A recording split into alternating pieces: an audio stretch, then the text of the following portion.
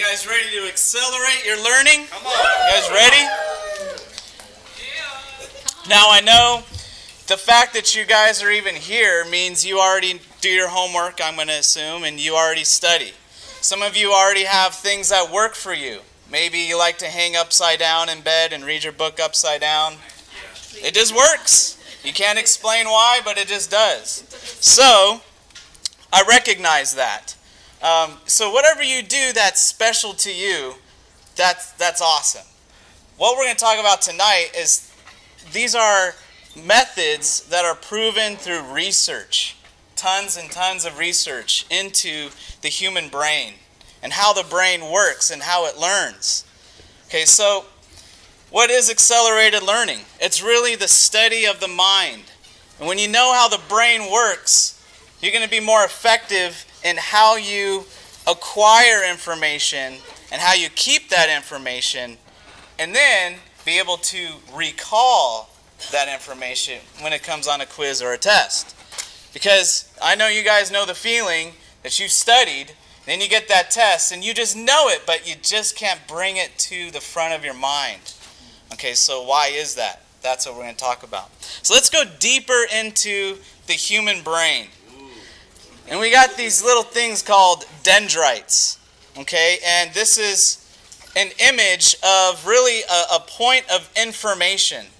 Let's just say the little purple dot in the center is somebody's name. So you just met somebody new, and you just learned their name. Maybe it's George. That little bubble in the middle, that represents the name George. Now, if you looked at George, you looked at his face, you just made a new connection. So one of these little cables or little nerve endings going into the center, that's you seeing George's face. So your brain just made one connection. Now, if you say his name, "Hey George, it's nice to meet you," you just made more neural connections because you just used your mouth, your voice. You heard your own voice, so your ears heard his name. So you use your eyes, your ears, your mouth, all your senses. You just made at least 3 connections. Now if you shake his hand, now you made physical contact. You said, "Hi George, how are you? You know, it's good to meet you, George." So all of those things are making tons of connections. Now, if you get to know George and you get to hang out with him for a while, and maybe you talk to him every day, you're making so many connections to that name, it's almost impossible at that point to forget. That, weeks later, if somebody were to test you or quiz you and say, "Who is that person you were hanging out with?" "Oh, yeah. Oh, you mean George?" It's nothing, right? It just came to your mind. So everyone's mind in here, everyone's brain in here is perfect. Your memories are perfect. What it is how do you acquire information in a way that builds very strong connections? Okay, so I'll do a quick little demonstration. I have a little beach ball down there. You guys can do that. What I need somebody to do, go ahead and throw the ball anywhere random in the crowd.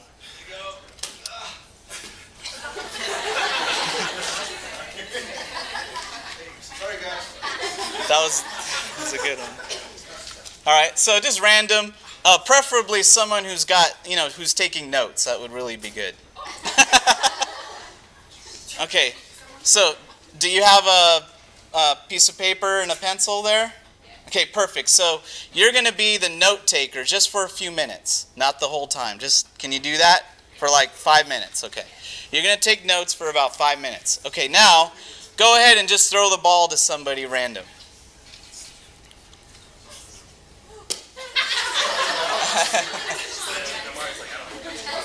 Okay, yeah. Okay, good. No. So you got the ball. So this is what I need you to do. What you're going to do is you're going to send me to the grocery store, and just for the sake of time, just give me a simple one-word item that I need to go to the store and get. Eggs. Okay, eggs. Got it. Okay? So go ahead and throw it to somebody else. And the note taker, whoever's taking notes, go ahead and write down that number 1 is eggs, okay? Go ahead and write that for me. Thank you.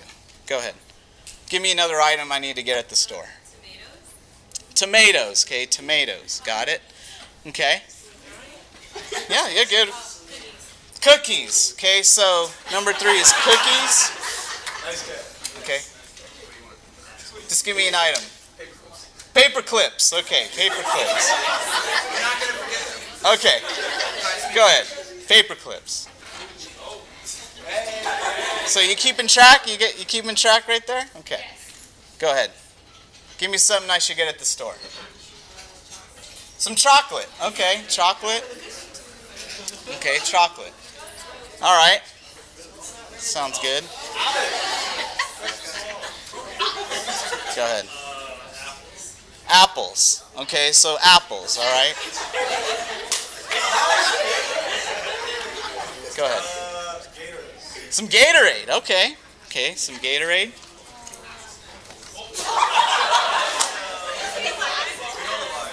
Granola bars. Okay. Granola bars.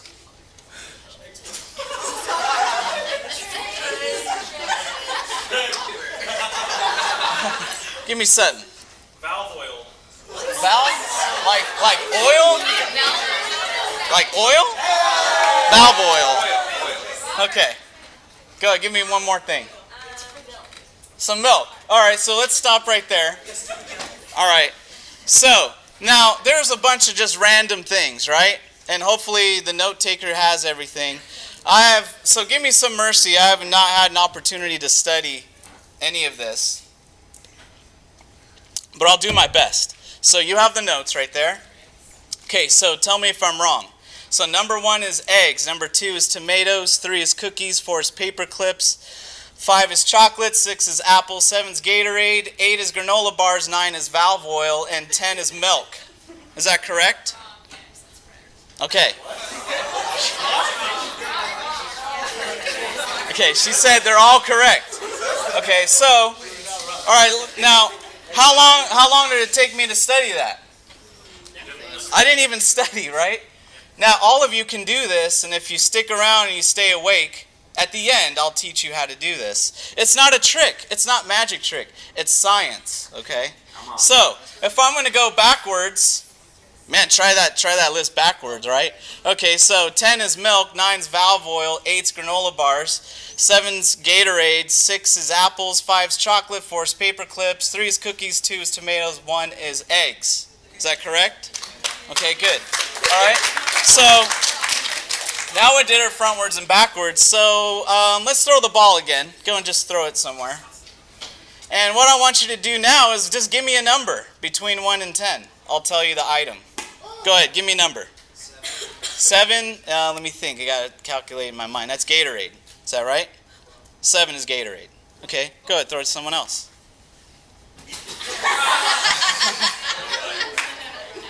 Give me another number between 1 and 10. 4? Let me see. 4 is paper clips. All right, someone else. Now give me the item. I'll tell you the number. Tomatoes, number 2. Good. One more person.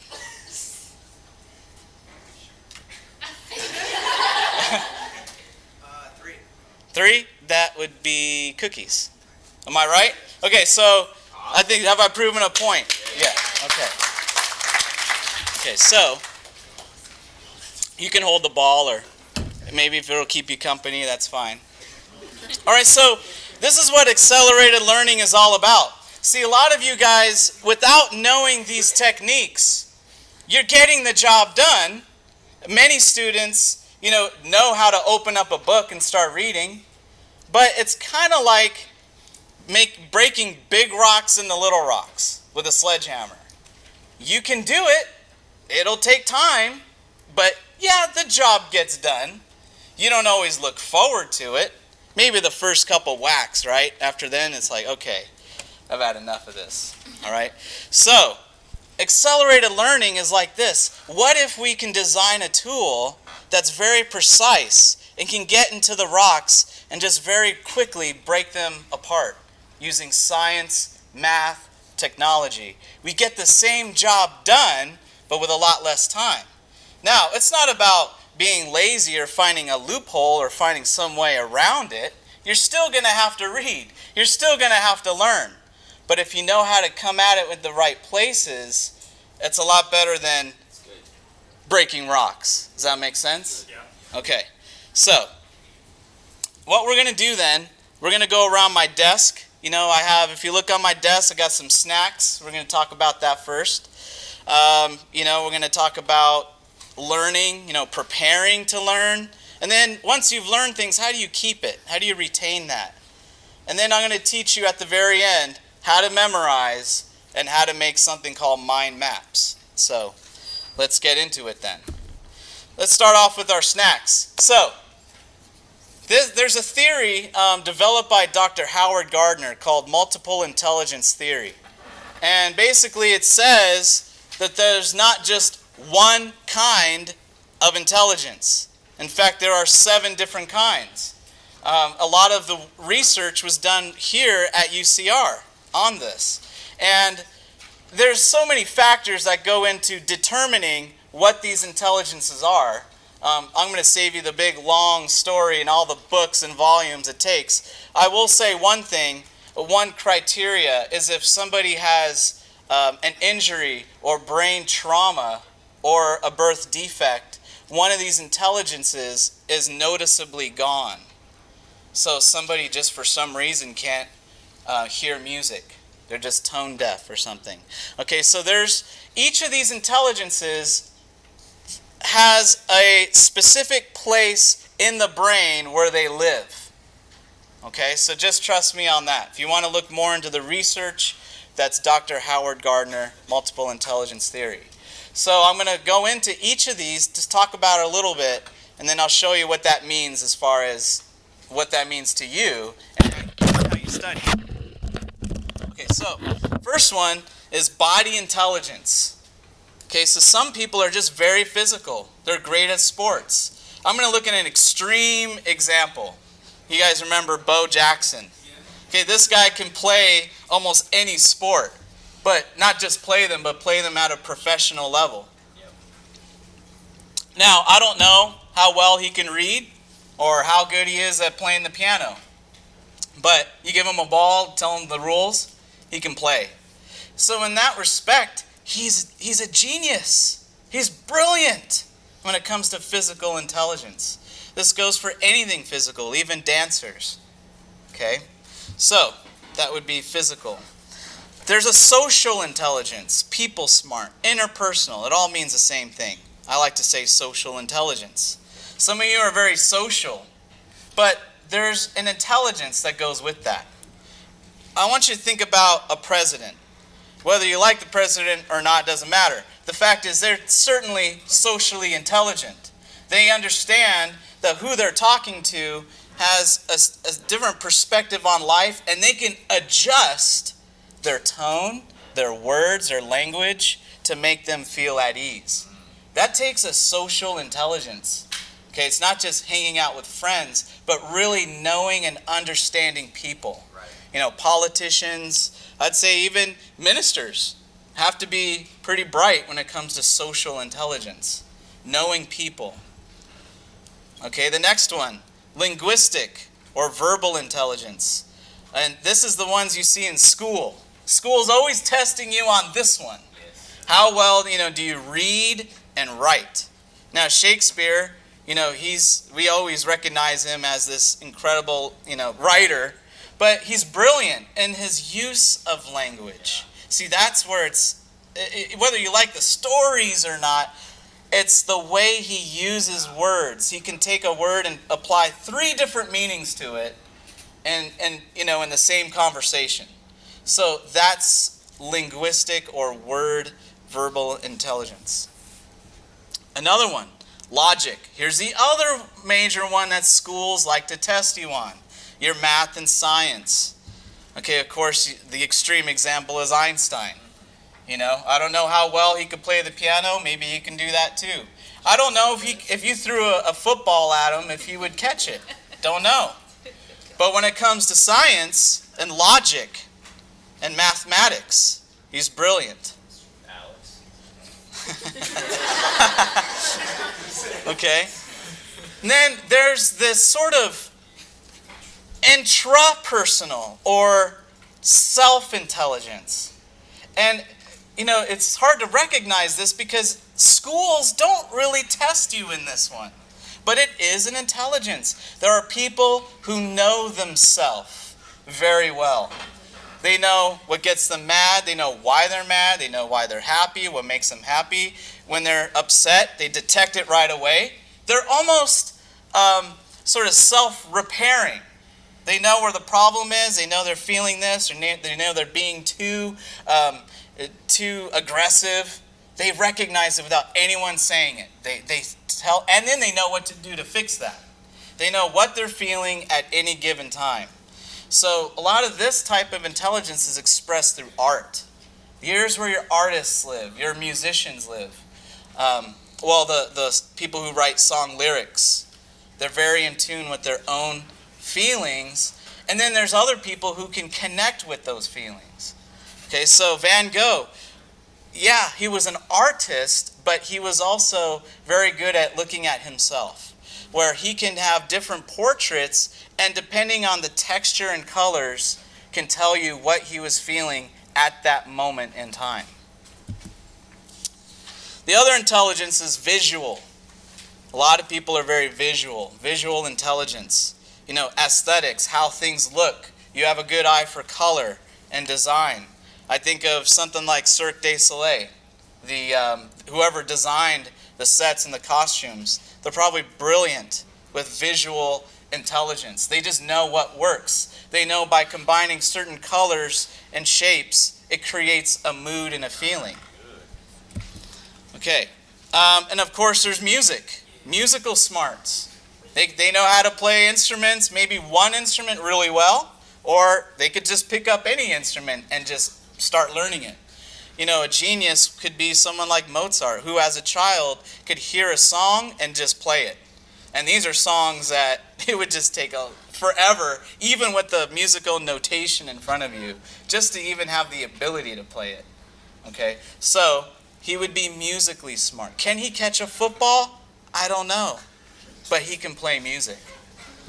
Okay, so these are the 7 that Dr. Howard Gardner came up with, but he's still continuing the research, and more intelligences are discovered every day. See, God already knows all of them. Yeah. We're just working just to try to figure it all out. And so some of the recent ones, and I'll throw out a little question, see who's paying attention. Which one of these intelligences have I not talked about? All right, good. You guys are paying attention. So, nature intelligence. This is one of those that schools really don't test you on. I don't even know if they provide any education in this area. But nature intelligence is something people needed way before we had all these buildings. Okay, so for example, does anyone see an animal in that picture? You see it? How about now?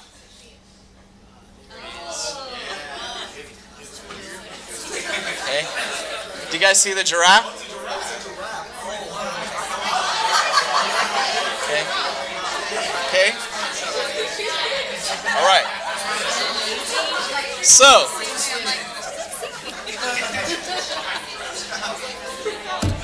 how are we doing with natural intelligence? Okay, so here's the thing. If this was a dangerous animal and you didn't see it here or even here, you're probably gonna be dinner. Yeah. Okay? So now, does that, just because we don't really use it, does it mean it's just gone? Well, no. How can people still have this? Think about people who work in a factory and they could see thousands of items going by and they could spot the defect, right? They can see someone in a crowd of people. Boom, there, I could spot them. They could find Waldo, right, very quickly. Okay, so there's a little bit of natural intelligence that's going on right there. It's really about seeing and making out differences and similarities in complex patterns. That's more of the academic answer for that. There's another intelligence. Let's go forward here. There's another one. They're still kind of digging these up. Check out this. They have just noticed there is such a thing as a spiritual intelligence. Okay? Yes, there's a spiritual intelligence. Okay, now this is something maybe not tested in schools. You don't see this on an SAT. But there are people that are very spiritual. Would you agree? They can sense it. You can walk in the room and they know you had a bad day, or they know something's going on with you. You're just not in the right place. And you're like, how? I didn't even say anything. They feel it. They feel the Spirit. Okay, so they're very in tune with it. And this all sounds very mystical, but there is research to support it. Okay, so I like to bring up this scripture in Genesis 1:27. So God created mankind in His own image. In the image of God, He created them. Male and female, He created them. God saw all that He had made, and it was very good. And there was evening, and there was morning, the sixth day. So God made you. He made your brains. He made your minds to do incredible things. So, which intelligence are you? Well, here's why this is important. Because it's not a matter of which one are you. You're actually all of them. But you might be higher in some and lower in others.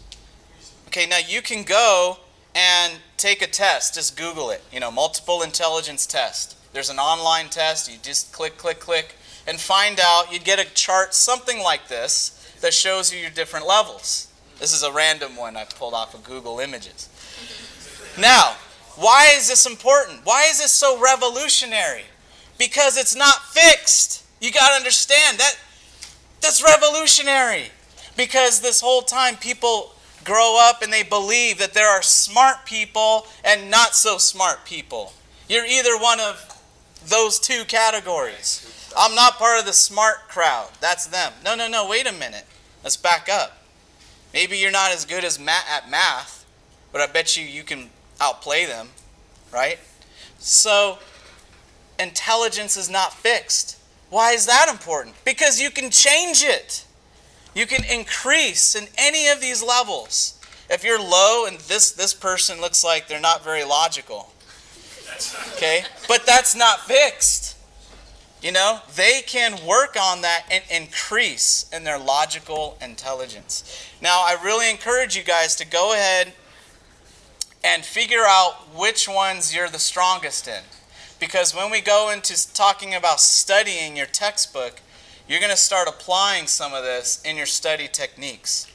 Okay? So that's a little preview of what's ahead. Is there a website you said we could find that test on that? Just type in multiple intelligence test. And it'll come up? Yeah, come up. It's out there. It's definitely out there. Okay? So, are we having a good time so far? Don't you guys feel so smart already? All right. So, what we're going to do now, we're going to go into the actual study plan. And on your handouts, there should be a list. There's a mind map, but then there's a list right there. It's like numbers 1 through, 11? Okay. So it's sort of I tried to make it really easy. It's a step-by-step. When I was here at UCR, I had those steps right there. I had them on a laminated card I kept with me. Anytime I studied, I just pulled out that card and saw, okay, what do I do? And you know what I love about that? It makes it easy. So when you don't want to study, pull out the card and go baby steps. Okay, I could do the first thing. Okay, I could do the next thing. Sometimes that's what we need to motivate ourselves, right? All right, so the first part you got to do is really prepare your minds. Now remember I talked about, breaking those rocks with a sledgehammer? Tell me if this sounds familiar. A lot of students, this is what they do. They attend lectures, they take notes, that's good. They find out what they're supposed to read. Let's say it's chapter 3 of your biology book. They get their biology book, they open to chapter 3 and start reading. And they read, maybe take some notes. Then it's time for the test. Maybe you look at the notes from the book, maybe the lecture notes, and then you go into the test. Right? Does that pattern sound familiar? Okay. And I'm gonna propose to you that is fine. It gets the job done, but it's really breaking big rocks with a sledgehammer. There's another way to do that. The first thing is you've got to prepare your mind. You see, if you understand how the brain works, when we walk from point A to point B, the brain blocks out all the extra information it doesn't need. The brain's very good at focusing on what is important, because we honestly couldn't function if your brain focused on every single thing that's around you. Okay? So, if you don't prepare your mind, then you haven't told your brain that what you're about to do is important. It's going to block a lot of it. You're going to read? How many of you guys have read a page and then you forgot what you just read? Okay? Right. So you know that comes natural. It's not because you're not intelligent. It's because your brain is built that way. It's supposed to focus on only certain things. So you literally need to tell your brain, stop. I need you to focus on what I'm about to do. So there's a few steps in preparation. Okay? First one, get into a resourceful state of mind. And I have all these notes on the little mind map. You're free to take your own notes as well. So one of the first little practicals in getting a resourceful state is you count to 10 seconds. Doesn't take long. The first thing you do is you kind of close your eyes and you count to 10 and you tell your brain that what you're about to do is very important, that you care about what you're about to read. Even if you don't, your brain doesn't know the difference. Okay? 10 seconds.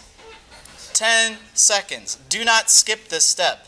It's almost it's kind of a centering, a little bit of a meditation right there. Okay, once you've told yourself that your brain's important, go ahead and put music in there. Research has shown music definitely helps with studies, but not all music. They recommend music without words. And there's a reason for that. The right side of your brain is responsible for creativity and emotions. The left side is logic. Most of the stuff you do at this university or any schooling involves your left side.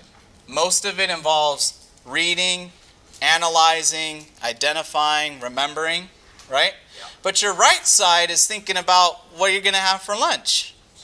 So you have to keep your right side busy.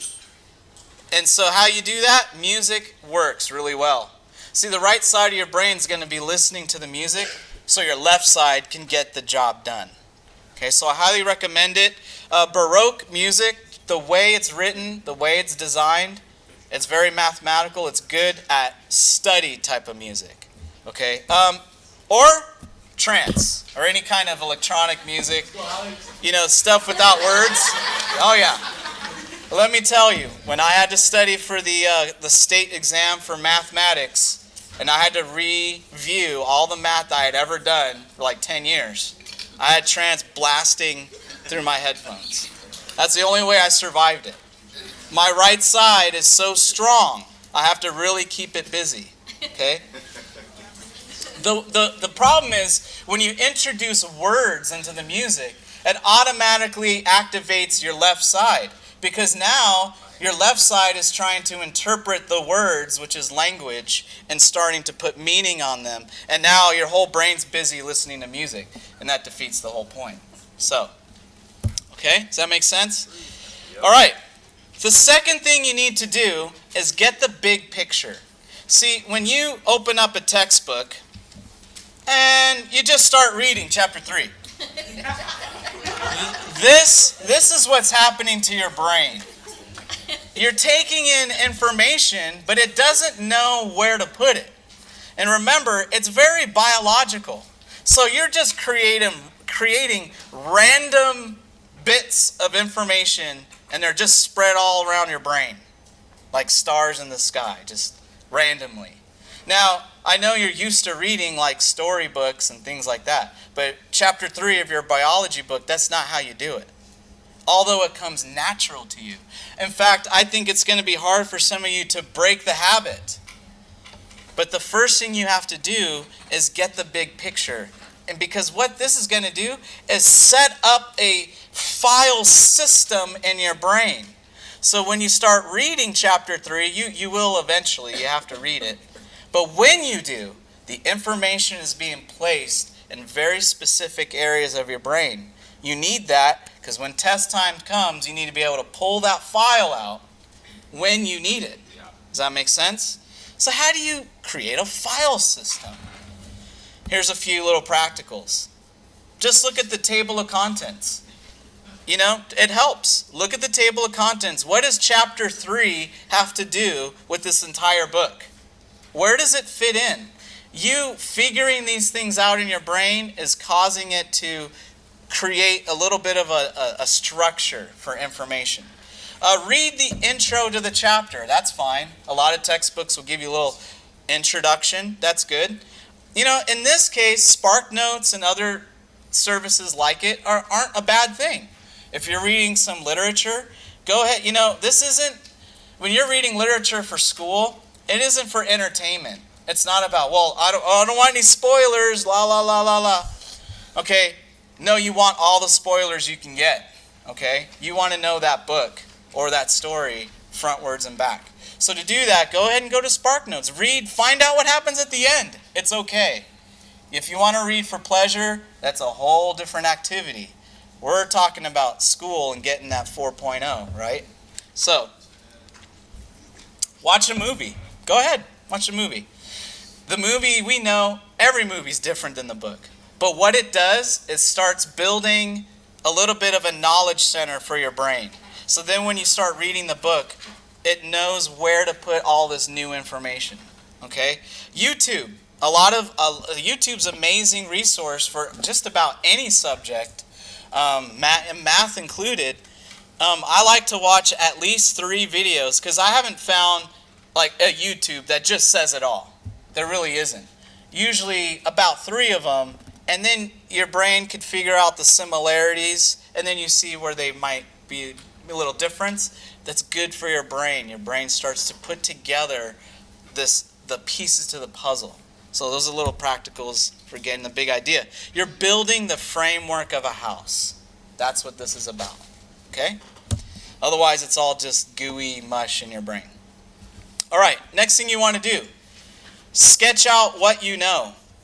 It's important brain activity for you to figure out what you already know. Okay, you can write it in your notes or just jot it down, or just, it depends on which intelligence you are. If you're high in self-intelligence, you could just sit there, close your eyes, reflect, what do I know? Okay, got it, and move on. Doesn't take long, but it's an important step. Another good trick is to go ahead and look at the chapter summaries, brainstorm ideas. Just try to figure out what do you know about chapter 3 in your biology textbook. Okay? Because when your brain starts figuring out what it doesn't know, it's going to work harder to fill in the gaps. Now, the next thing, number 4, points of interest. Your brain, this is where your right side of your brain can take a little bit of the driver's seat. Now, go through chapter 3 in your textbook. Don't read anything. Just go through it. See what your mind is interested in. Because, you know, the best learning comes when you're really interested. That goes all the way back to when you were a baby.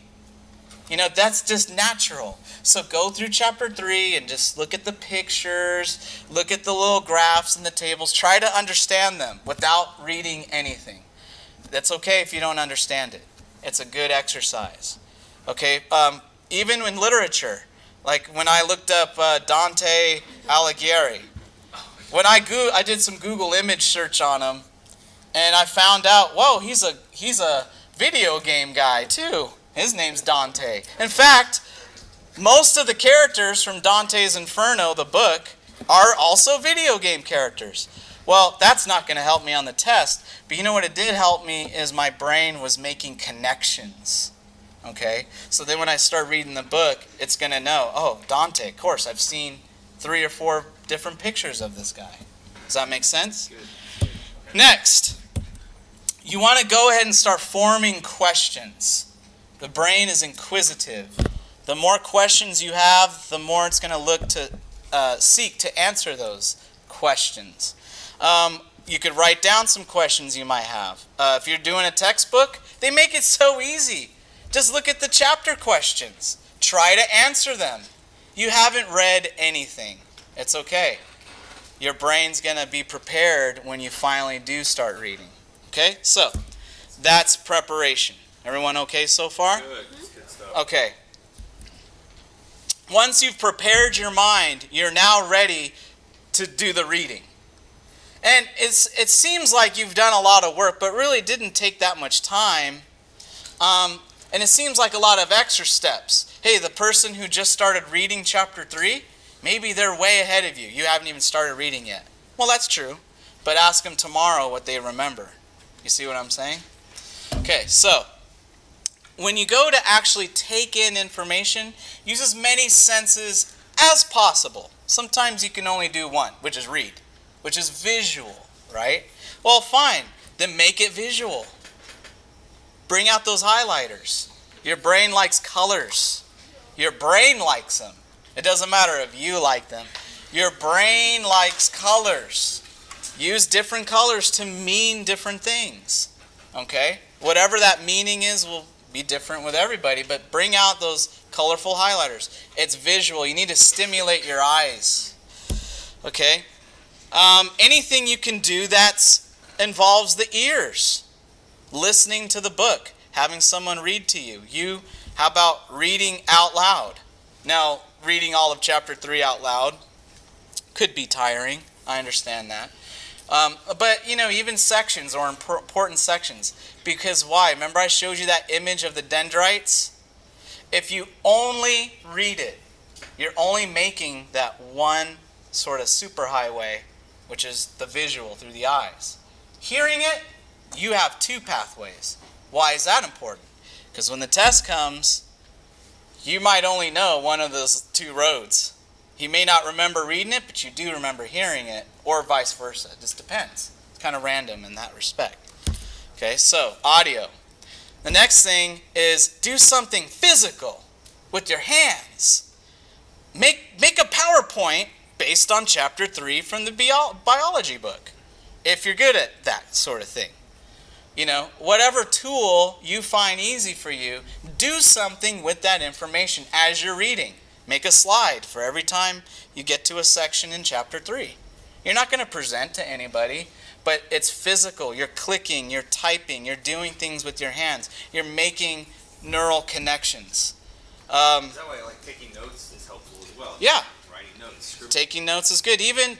Research says even scribbling during a lecture is okay because you're activating those connections as long as you're listening, obviously, right? At this point is where you would want to create a mind map. Okay? This is the mind map stage, and I'll talk about that at the end. Okay, so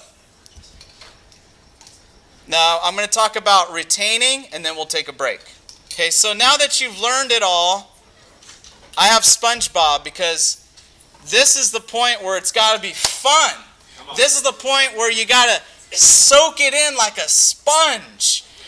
Most people stopped at this point. They went to the lecture, they read the book, they take the test, right? That's not studying. I'm sorry. That's learning, taking in information, but you're going to see studying is the next step. Did you study? Okay, what are some practicals here? Well, this is where multiple intelligences come in. What you want to do is fulfill as many of these as you can. Now, there's some classes you might take, you just want to get through it. I understand. So you might only use your strengths, maybe 3 of them. There's some courses that are vital, like to your career, or you're trying to get a certification. You have to know it.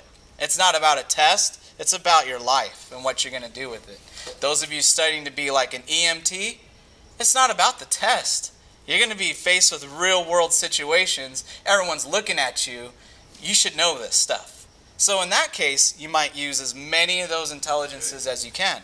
So, how do you do that? Well, I got some ideas. I'll just jot it down on my notepad.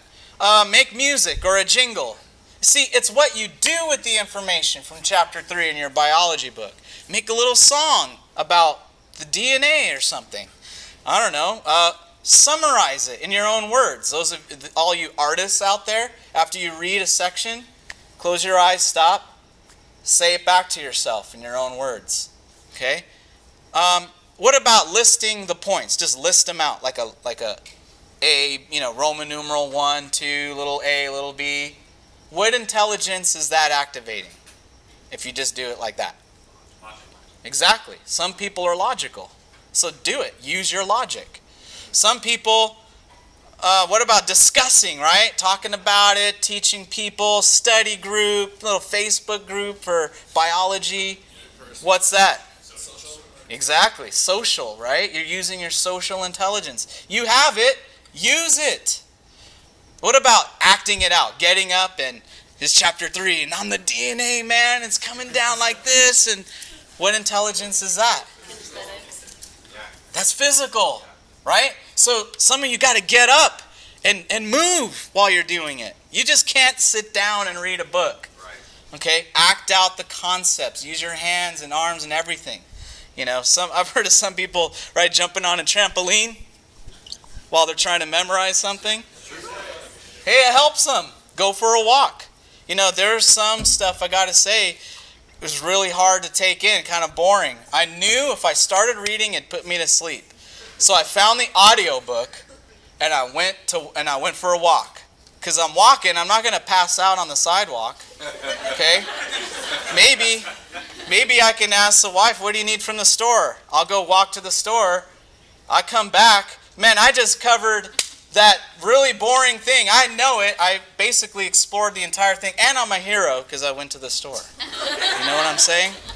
So, activate as many of those intelligences as you can. There are many more ideas I don't have time to list.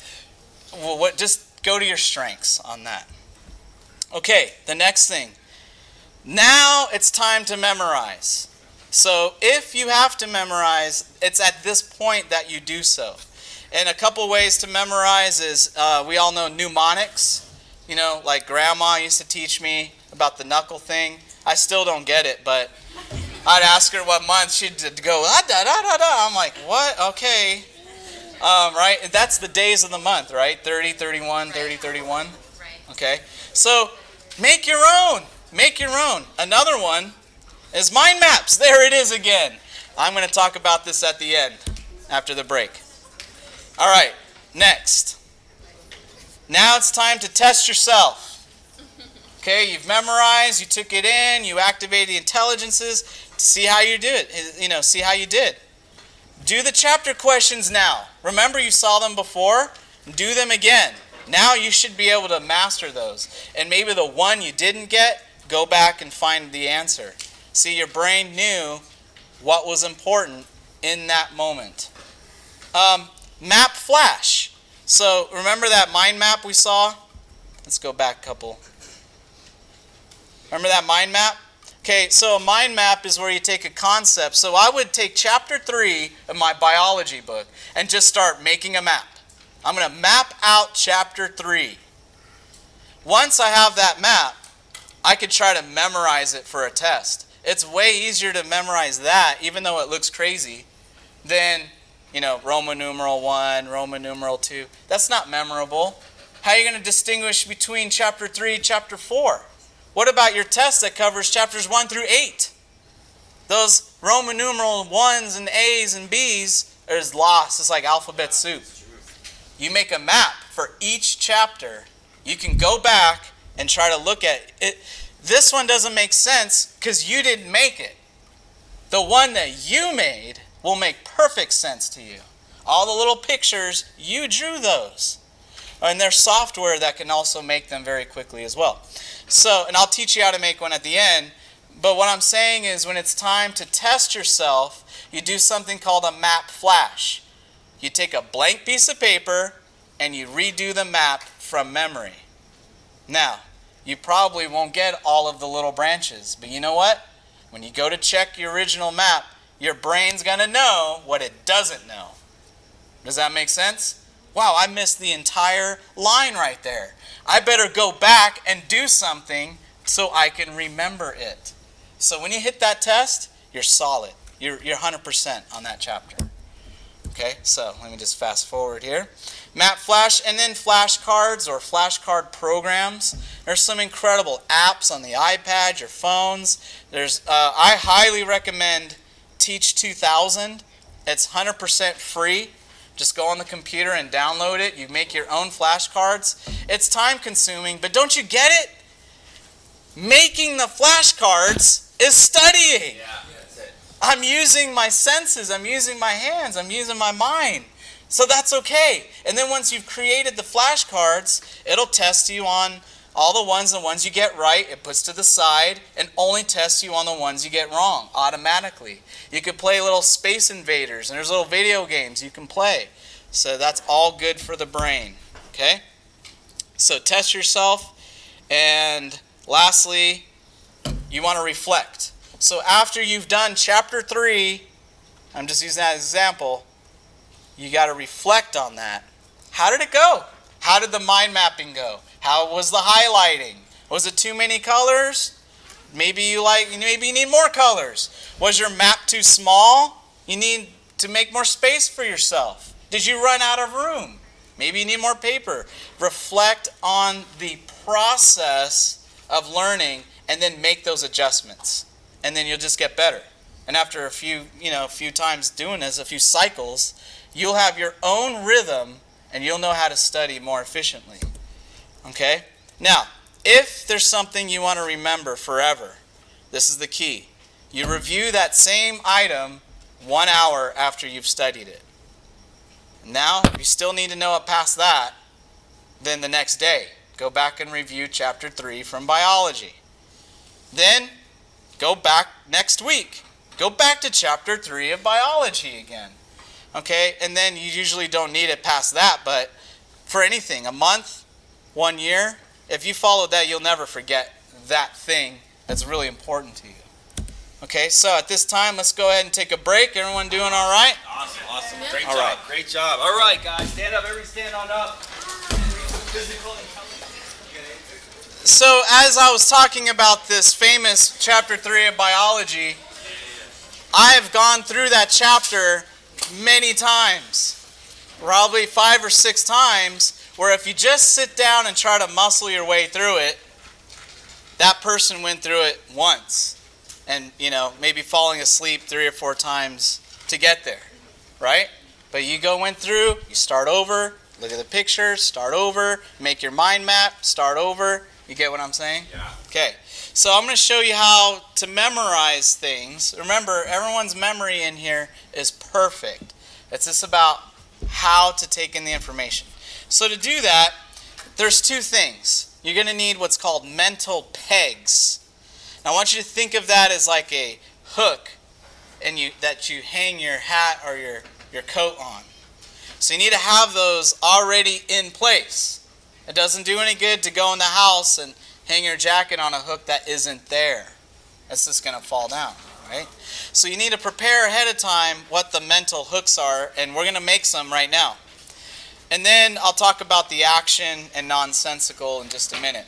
So everyone has to get up for this. It's very physical. You have to use your whole body and your mouth, your ears, everything.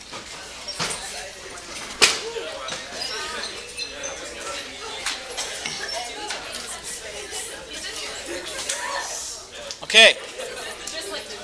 So, what we're going to do, we're going to create a 10-item list in our brains. And we're going to call that the body list. And it's never going to change. We're building hooks onto the wall that we can use at any time for the rest of your life.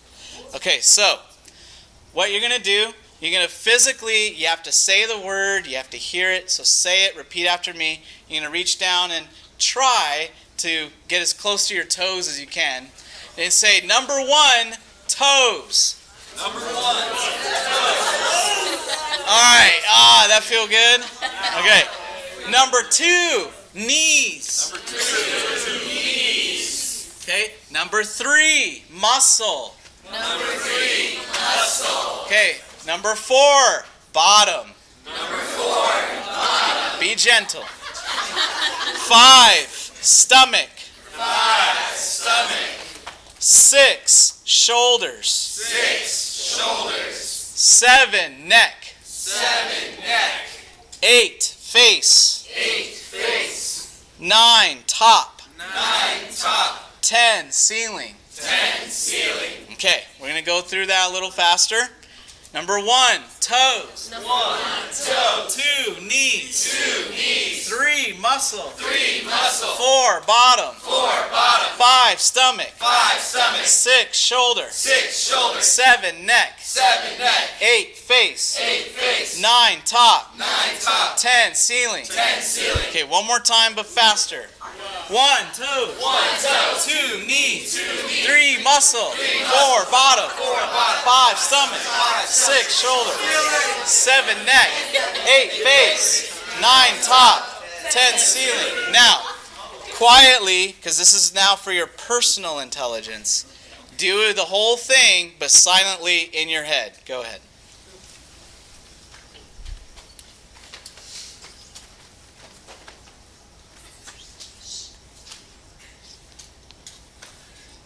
Okay, good. Now, we're going to do it one time backwards. 10 top, 10 ceiling, 10 ceiling, 9 top, 8 face, 7 neck, 6 shoulder, 5 stomach, 4 bottom, 3 muscle, 2 knee, 1 toes. All right, go ahead and take a seat. You think you guys got that list? All right, so who thinks they know it? And you don't have to get up. You can just tell me 1 through 10. Go ahead, right here. Yeah, just say 1 through 10. 1 toes, 2 knees, 3 muscles, 4 bottom, 5 stomach, 6 shoulders, 7 neck, 8 face, 9 top. That's it. Excellent. So do you guys feel pretty good about this list? Yeah, sure. You know why? Because you walk around with it.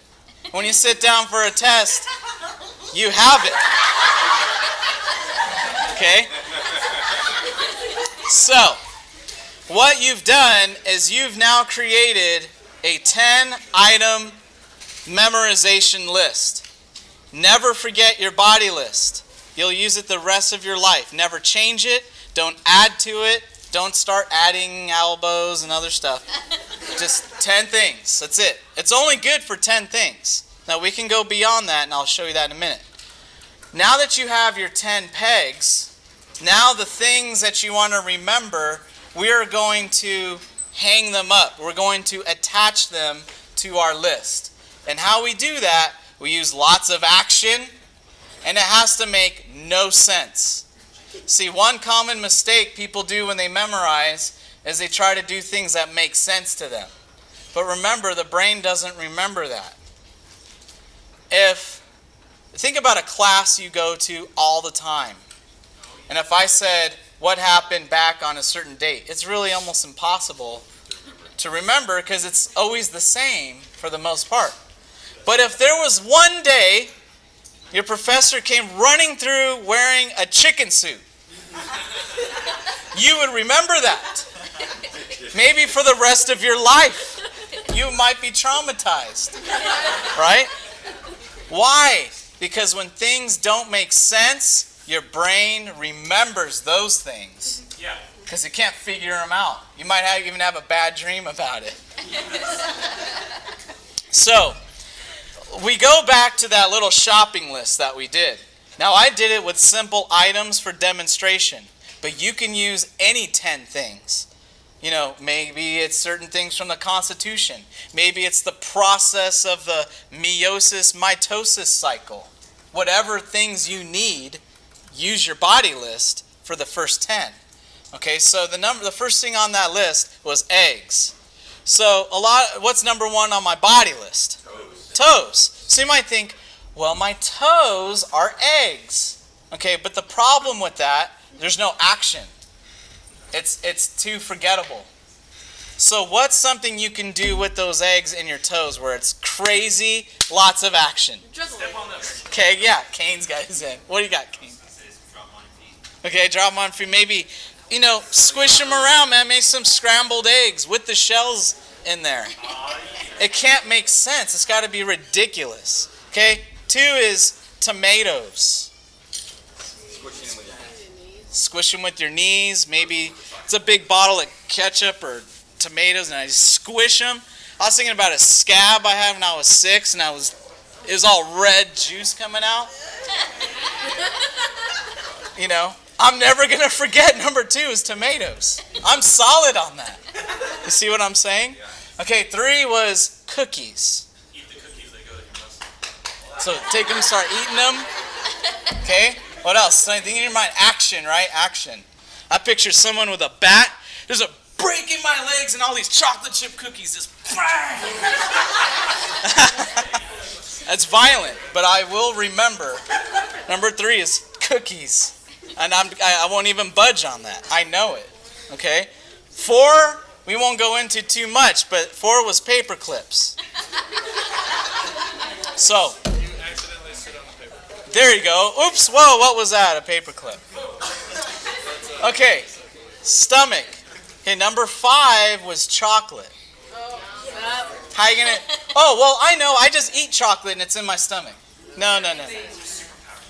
It's got to be crazy. Okay, right?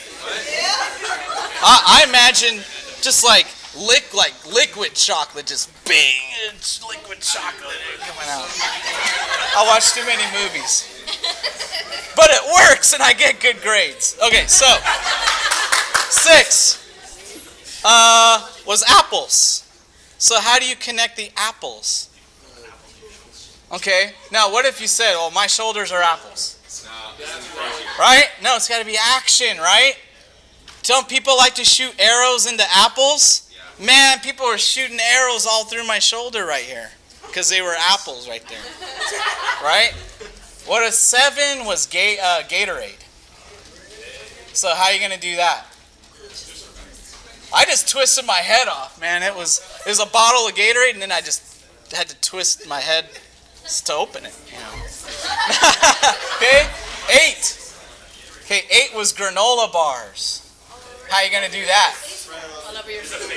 Face mask. Okay, make it really crazy. Use your imagination. Okay. Yeah, maybe someone trying to make you eat granola bar, a big one or something. Okay. 9 was valve oil. So how are we going to do that? Anointing? Yeah, I had black oil running all down. Oh, it was nasty stuff. Okay. 10 was milk. How are we going to do that? Yeah, okay. Just milk it. Maybe there's a cow and you're trying to get the milk. Okay. So, anyway, do you guys get this concept? All right, so you can attach any. Now, the shopping list is relatively easy. It can be harder if you're doing the, meiosis, mitosis cycle. You might have to be extra creative, but it is possible. Maybe there's a list of people in history you have to remember. It doesn't matter the order, but if you put them on your body list, you can at least memorize who they are. Does that make sense? So it's not always about order, it's just things. Now, use action, make it nonsensical, okay? How do you add more things? And I'll be real brief on this.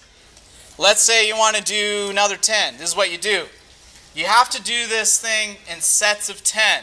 Oh, don't break that rule. Sets of 10. So 11 through 20. What you do is you find a room in your house that if the lights were off, you would know your way around. Probably start with your own room. Okay, and what you have to do is like a video camera, you start in one direction and go around. Okay, don't jump around. It's got to be very smooth. And find 10 pegs on that list. Okay? I can use this room, right? Number 1 is chalkboard. Number 2 is speaker. Number 3, you get how I'm doing that? Yeah.